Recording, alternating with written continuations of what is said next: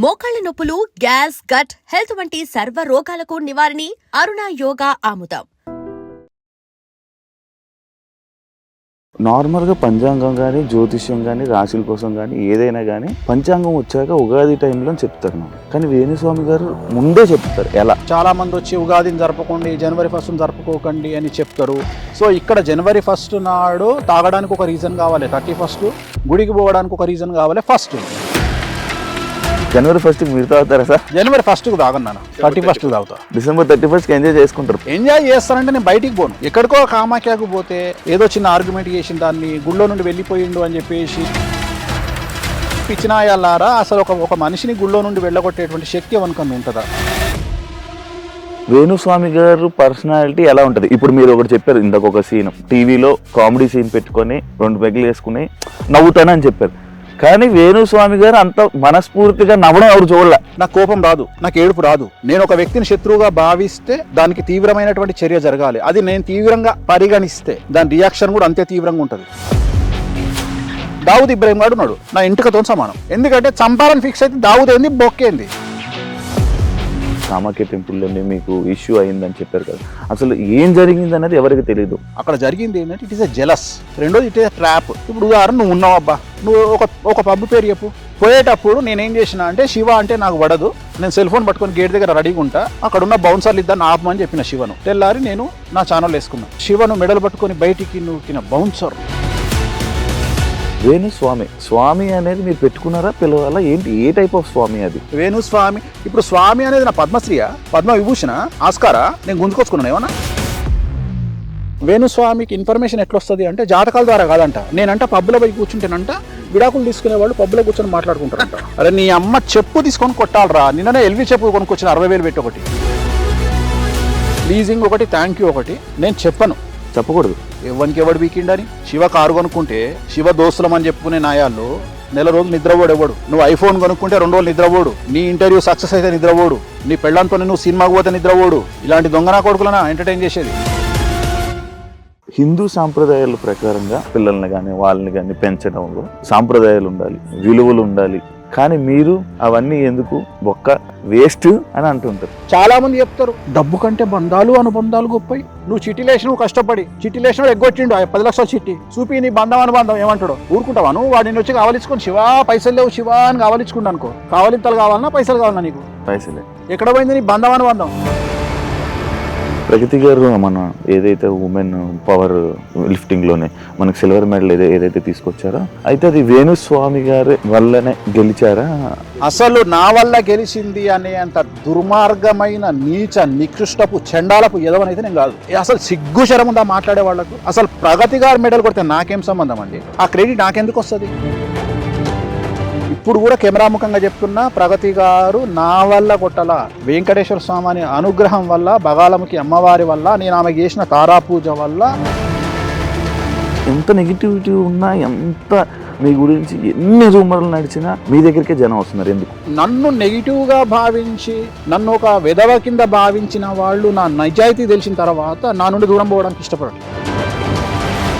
నిజంగానే వేణుస్వామి లంగ పనులు చేస్తే ఎంతసేపు దొరకబట్టడానికి? ఇప్పుడు నేనున్న శివని టార్గెట్ చేయాలంటే 10 రోజులు నాది కాదనుకుంటే శివ ఎన్నిసార్లు పోతాడు బాత్రూమ్ అనేది కూడా నేను ఇన్ఫర్మేషన్ తెచ్చుకోగలుగుతాను.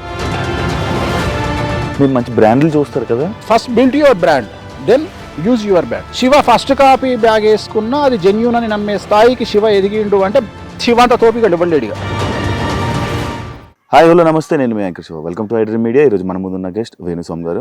ఆల్రెడీ 2024లోనే నేను ఆయన ఇంటర్వ్యూ చేయడం, 2025లోనే ఇంటర్వ్యూ చేయడం జరిగింది. ఇప్పుడు కొత్త సంవత్సరం రాబోతుంది 2026.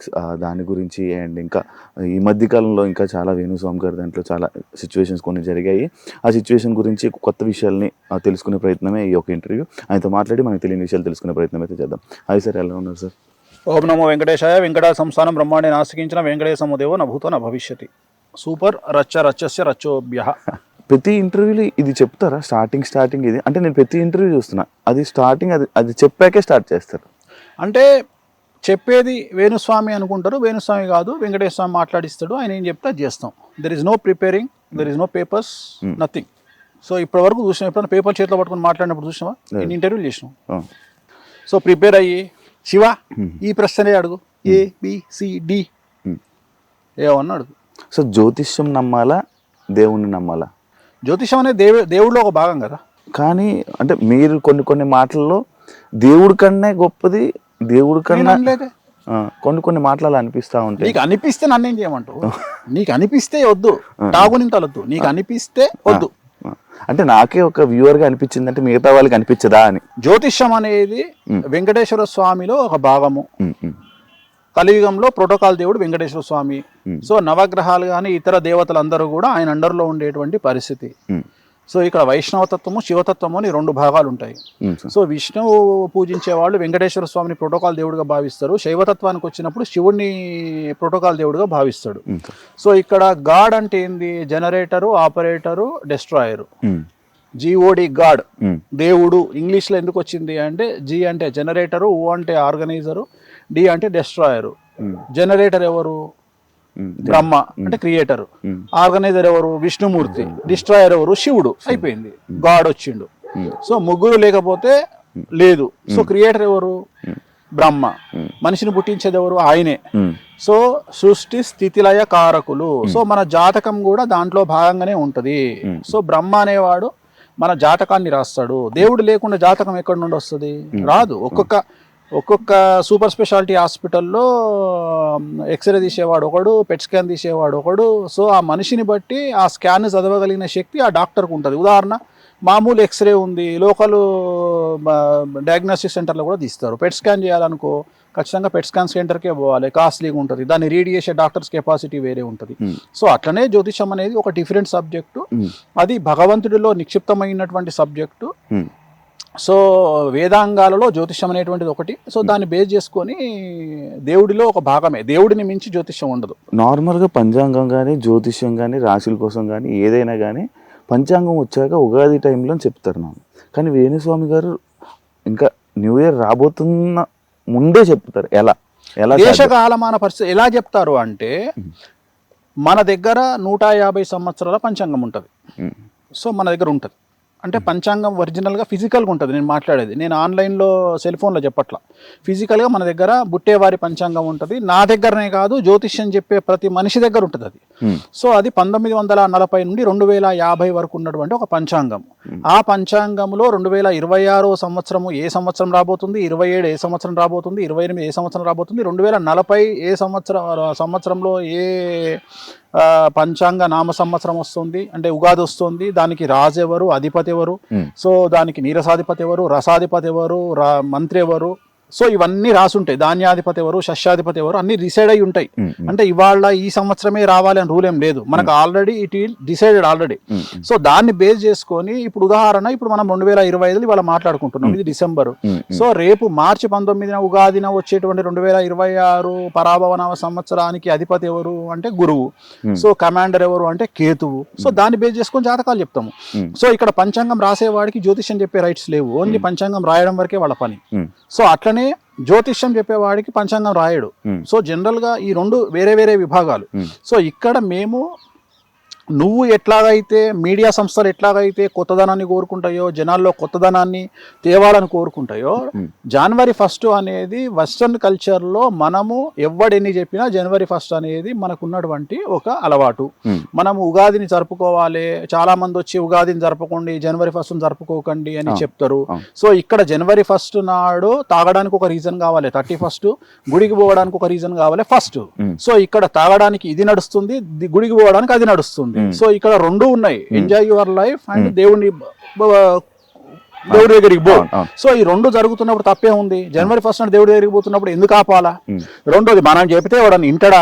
బర్త్డే మన సంస్కృతి కాదు, కేక్ కట్ చేయడం మన సంస్కృతి కాదు అని చాలా మంది విమర్శిస్తారు. సో నేను అనేది ఏంటంటే, నీకు ఉత్సాహాన్ని ఇచ్చే ఏదైనా సరే చేయడంలో తప్పు లేదు. సో నువ్వు బర్త్డే అయినా సరే, మ్యారేజ్ డే అయినా సరే, ఏదైనా సరే సెలబ్రేషన్ కు నీకు ఒక పండగ నువ్వు చేసుకో. వెస్టర్న్ కల్చర్ లో మనలాగా వాళ్లకు పండగలు లేవు. వాళ్ళకు ఉన్నది ఈస్టర్ ఒకటి, క్రిస్మస్ ఒకటే, 2 పండగలు. మిగతా అవన్నీ అందుకనే వాళ్ళు daughters day, fathers day, mothers day, marriage day, birthday, children day అని పెట్టుకున్నారు. కానీ మనకు సంవత్సరాంతము తొలి ఏకాదశి నుండి మొదలుకుంటే ఉగాది వరకు పండగలు మనకు. అయినా సరే ఈ పండగలలో, ఈ 40 పండుగలలో ఇంకో 10 పండుగలు వచ్చి చేరితే ఏమన్నా నష్టమా? నష్టమేం లేదు కదా. ఇంకో 10 రోజులు 2 పెగ్గులు ఎక్కువ తాగుతారు, ఇంకో 10 రోజులు ఇంకో 2 ముక్కలు ఎక్కువ తింటారు. సో ఇంతకు మించిన పెద్ద సంచలనాలు ఏముంటాయి లైఫ్లో? సో దీనివల్ల వచ్చిన నష్టం ఏం లేదు కదా. సో మనం ఉగాదికి స్టార్ట్ చేయాల్సింది 3 నెలల ముందు స్టార్ట్ చేస్తున్నాం. దీంట్లో ఏం తప్పు లేదే. అంటే జనాలు ఇన్ఫర్మేషన్ తీసుకోవాలనుకుంటారు. దీంట్లోనే నీ ఆన్సర్ ఉంది. జ్యోతిష్యాన్ని నమ్మకపోతే, వేణుస్వామిని నమ్మకపోతే, వేణుస్వామి పంచాంగ ప్రిడిక్షన్ కోసం జనాలు ఎందుకు వెయిట్ చేస్తారు? నువ్వు నా దగ్గరికి ఎందుకు వస్తావు? నేను జనాలకి ఎందుకు చెప్తా? సో జనాలు వెయిట్ చేస్తున్నారు వేణుస్వామి ఏం చెప్తాడో ఇందామని. సో క్యూరియాసిటీ ఉంటది. కేసీఆర్ లాగానే, కేసీఆర్ మాట్లాడితే సంచలనం, మాట్లాడకపోతే సంచలనం. వేణుస్వామి మాట్లాడితే సంచలనం, మాట్లాడకపోతే సంచలనం. సో జాతకం మీద ఆధారపడి ఉంటది. సో మన పని మనం చేసుకోవాలి, జాతకాలు చెప్పాలి. సో చాలా మంది విమర్శిస్తారు, ఉగాదికి చెప్పాల్సింది మీరు జనవరి 1కి ఎందుకు చెప్తున్నారు అంటే మా ఇష్టము. సో జనరేషన్ బట్టి మేము మారుతాము, మీడియాని బట్టి మేము మారుతాము. మమ్మల్ని మీడియా అడుగుతుంది కాబట్టి, జనాలు వెయిట్ చేస్తారు కాబట్టి మేము చెప్తున్నాము. దీంట్లో తప్పేం లేదు. ఇదేం నా సమాజానికి నష్టం కాదు. ఒకరిని కొడతలేము, ఒకరి దగ్గర గుంజుకుంటలేము. మనకి ఇన్ఫర్మేషన్ ఇస్తున్నాము, తప్పేముంది? సరే మర్చిపోయాను స్వామి గారు, అది ఎలాగో మాట్లాడాం, న్యూ ఇయర్కి సెలబ్రేషన్ కోసం మాట్లాడాం, కానీ అందుకోసం జనవరి 1కి మీరు తాగుతారా సార్? జనవరి 1కు తాగను, డిసెంబర్ 31 డిసెంబర్ 31కి ఎంజాయ్ చేసుకుంటారు పార్టీ. ఎంజాయ్ చేస్తానంటే నేను బయటికి పోను. నేను బయటికి ఎందుకు పోను అంటే, ఒక సెలబ్రిటీ స్టేటస్ వచ్చిన తర్వాత ఐఎమ్ ఏ కాంట్రవర్షియల్ పర్సన్ అంటే, ఇప్పుడు నా పరిస్థితి ఎట్లయిపోయిందంటే, నేను ఎగ్జాంపుల్, నాకు పబ్ అంటే ఇష్టం. ఇప్పుడు హైదరాబాద్లో ఓపెన్ అయిన 4 పబ్బులు, రీసెంట్గా ఓపెన్ అయిన 4-5 పబ్బులు గచ్చిబౌలిలో నా క్లయింట్వే. సో నేను పేర్లు చెప్పను. ఇప్పుడు ప్రజెంట్ తెలంగాణను ఊపుతున్న 4-5 పబ్బులు నా క్లయింట్లవే. సో వాటికి పెద్ద పబ్బులే తోపు పబ్బులు. సో వాటికి క్లయింట్లు నా క్లయింట్లు మనమే ముహూర్తం పెట్టినాము. కానీ ఎట్లయిపోయిందంటే, ఎక్కడికో కామాఖ్యకు పోతే, కామాఖ్యకు ఓర్వలేనటువంటి ఒక పంతులు వచ్చి ఏదో చిన్న ఆర్గ్యుమెంట్ చేసిన దాన్ని గుళ్ళో నుండి వెళ్ళిపోయిండు అని చెప్పేసి ఆయన ఎవరో పెట్టంగానే, ఆయన తర్వాత మిగిలిన వాళ్ళందరూ కనీసం కన్సర్న్ లేకుండా వేణుస్వామిని ఎందుకు వెళ్ళగొడతారా గుళ్ళే నుండి, ఒక గుళ్ళో నుండి వెళ్ళగొట్టే రైట్స్ ఎవరికి ఉండవు అనేటువంటి ఇంగిత జ్ఞానం కూడా లేకుండా దాన్ని ఎవరు తమ్మునేలు పడితే వాడు తమ్మునేలు చేసి పెట్టుకున్నాను. నేను అడిగే పిచ్చినాయాలారా, అసలు ఒక మనిషిని గుళ్ళో నుండి వెళ్ళగొట్టేటువంటి శక్తి ఎవరికన్నా ఉంటుందా? ఉండదు. ఒకవేళ నిజంగానే అట్లా వెళ్ళగొడుతున్నారు అంటే మిమ్మల్ని పిచ్చినా కొడుకులాగా చూడాల్సి వస్తుంది. సో ఇలాంటి కాంట్రవర్సీస్ ఎందుకు అనే ఉద్దేశంతో నేను హోటల్కు పోను, నేను ఒక పబ్కు పోను, నేను ఎక్కడికి పోను. రెండోది, నేను ఇంత కుల్లా చెప్పినాక కూడా నేను మందావుతా అని వాడెవడో మొన్న నేను హలో అనే కళామందిర్ కళ్యాణ్ బర్త్డేకి పోయి అన్న కూర్చున్న తర్వాత నేనేం దొంగతనంగా కూర్చోలే, రాజసంగా రాజులాగా బాలయ్యబాబు చెప్పినట్టు తొడగొట్టుకొని మరీ కూర్చున్నా. ఇట్లనే కూర్చొని నేను మధురా శ్రీధర్ రెడ్డి ప్రొడ్యూసరు ఇద్దరం కలిసి ఒక పెగ్గేసుకున్నాం. అక్కడ ఒక గ్రూప్ వచ్చి పైనుండి ఫోటోలు వీడియోలు తీసి ఇమ్మీడియట్గా అక్కడనే పంపించారు. గ్రూప్లో వచ్చింది. ఇమ్మీడియట్గా నాకు తెలిసినటువంటి ఒక ఆర్టిస్ట్ వచ్చి, అదేంది స్వామి గారు మీరు ఇక్కడే ఉన్నారు, గ్రూప్లో మీ వీడియో వచ్చింది ఏంది అంటే, నేను కూర్చున్న వీడియోని పెట్టారు. నేనన్నా తప్పేముంది తల్లి దీంట్లో, నేను పబ్లో కూర్చున్నా, భజనకు వచ్చిన. ఈ మధ్యన కొత్త ట్రెండ్ స్టార్ట్ అయింది. వేణుస్వామికి జాతకాలు చెప్తున్నాడు అంటే వాడు ఎవడో మొన్న మాట్లాడుతున్నాడు. వేణుస్వామికి ఇన్ఫర్మేషన్ ఎట్లా వస్తుంది అంటే జాతకాల ద్వారా కాదంట. నేనంట పబ్లో పోయి కూర్చుంటేనంట విడాకులు తీసుకునే వాళ్ళు పబ్లో కూర్చొని మాట్లాడుకుంటారు. అరే నీ అమ్మ చెప్పు తీసుకొని కొట్టాలరా. నిన్ననే ఎల్వి చెప్పు కొనుక్కొచ్చిన 60,000 పెట్టి ఒకటి చెప్పు తీసుకొని కొట్టాలా. ఏది ఇట్లా నా జాతకాలు చెప్పేది? వాడే యాంకర్ అడుగు, గురుగారు వేణుస్వామి గారికి ఇన్ఫర్మేషన్ ఎట్లా తెలుస్తుంది అంటారు, మీరు జ్యోతిష్యం ఆయన ఎట్లా చెప్తారంటారు, వాళ్ళు విడిపోతారు వీళ్ళు విడిపోతారు అంటే, ఏం లేదమ్మా వేణుస్వామి ఎట్లా చెప్తారంటే ఆ పబ్బులో ఆయన కనెక్షన్స్ ఉన్నాయి. అంటే విడాకులు తీసుకునే వాళ్ళు, చచ్చిపోయేటోళ్ళు, దివాలా తీసేటోళ్ళు అందరు పబ్బులు వచ్చి వేణుస్వామి గారు మేము రేపు దివాలా తీస్తున్నాం, వేణుస్వామి గారు మేము విడాకులు తీసుకుంటున్నాం అంటే, నన్ను విమర్శించడానికి వీళ్ళు ఎంతకు దిగజారిపోయినరు అంటే, వాళ్ళని చూసి నవ్వాలనా ఏడవాలనా అనే పరిస్థితిలో నేనున్నా. అంటే చివరికి నేను పబ్బుకు పోతానట, నువ్వే చెప్పు ఇప్పుడు వాస్తవంగా నువ్వు నెలకి ఎన్నిసార్లు పబ్బుకు పోతావు? 3-4 సార్లు పోతావు. నేను సంవత్సరంలో ఒకసారి కూడా పోను. ఇప్పుడు నేను గొప్ప జ్యోతిష్కున్నా, నువ్వు గొప్ప జ్యోతిష్కునివా? మీరే కాదు, నువ్వే కదా. మీరు చెప్పే విధంగా నేను చెప్పే విధంగా వాస్తవంగా నీ దుకాణం, నీ యాంకరింగ్ బంద్ చేసుకొని ఇవాళ నువ్వు మొత్తం స్టేట్ మండబెట్టేసేయాలి. అంటే నువ్వు టాప్ పొజిషన్ లో ఉన్న జ్యోతిష్కుడు, Shiva the best astrologer in Telugu states. ఎందుకంటే పబ్బులు ఉంటాడు కదా. సో విడాకులు తీసుకుంటాడు శివకే తెలుసు, చచ్చిపోయేటోడు శివకే తెలుసు. ఏమన్నా ఉందా అంటే వీళ్ళని చూసి బాధపడే స్థాయి నుండి అసహించుకునే స్థాయి నుండి చివరికి వీళ్ళను ఇంకా ఒక దరిద్రం కొట్టు పని చేస్తుంది, రోడ్డు మీద కుక్కలు చూస్తుంటే తలకాయ ఎట్లా తిప్పుకుంటాం అట్లా తిప్పుకునే పరిస్థితికి వచ్చిన నేను. ఇప్పుడు నేను ఎక్కడికి పోయినా నాకు ప్రాబ్లమే. ఇప్పుడు నువ్వు అడిగినావు, నాకు కూడా ఉంటుంది నాయన ఎంజాయ్ చేయాలని. ఇంకా నేను ఇంకో విషయం చెప్పేది ఏంటంటే, నేను ఆల్రెడీ నా బట్టలు ఇప్పిన, నా అంగిప్పిన, లుంగిప్పిన, బనీని ఇప్పిన, డ్రాయర్ ఇప్పిన, ఒక చిన్న మొల్దారం ఉండే అది కూడా ఇప్పమన్నారు, ఇప్పేసిన. ఏం లేదురా అంటే కిడ్నీలు విక్కువలిగినాయి. ఇంకేమున్నాయి, ఏం చూపిస్తావు నా గురించి నువ్వు, ఏం చూపిస్తావు నా గురించి నువ్వు, నేను పోతే ఏం చూపిస్తావు అంటే. నేను అనేది ఏంటంటే దీంట్లో కూడా నాకేం నష్టం లేదు.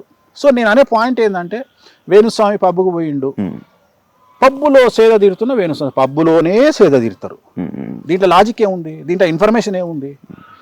సో అందుకని బంద్ చేసుకున్నా. సో అందుకని ఇంట్లో హ్యాపీగా నచ్చిన ఫుడ్ తెప్పించుకొని మంచిగా సినిమాలు కాదు